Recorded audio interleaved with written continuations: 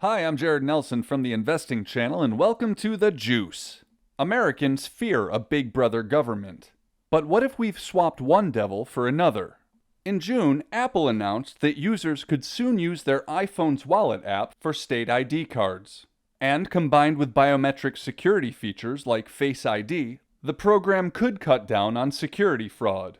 CNBC recently published a report detailing how Apple bullied state governments into terms for the digital IDs that were less than generous. Americans already enter the National Social Security database when they're born or become a citizen. But this takes on a new dimension. And when COVID pushed the world to lockdown, pharmaceutical companies carried all the leverage.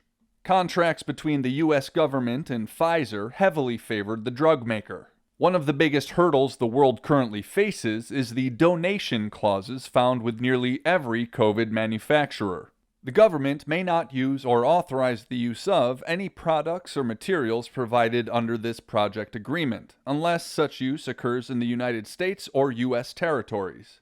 But by far, the most polarizing example sits with Facebook, Twitter, and like companies for their content moderation. Facebook's whistleblower recently attested to different treatments for different accounts, shining a light on a disparity many assumed but lacked confirmation. All social media companies are private, and that means they aren't required to abide by the First Amendment protections, which apply only to the government. However, Section 230 of the Communications Decency Act does indemnify these companies against lawsuits if they simply publish information from other sources. Despite bipartisan outrage, no laws to counter this have been passed. Nor are we any closer to resolving these issues.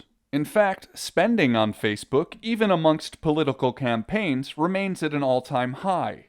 The bottom line is this: governments need to catch up to the changing times. Inaction by our legislatures lets companies police themselves. That's all we have time for today on The Juice. Click, follow, and subscribe to The Juice email for your daily dose of market minerals.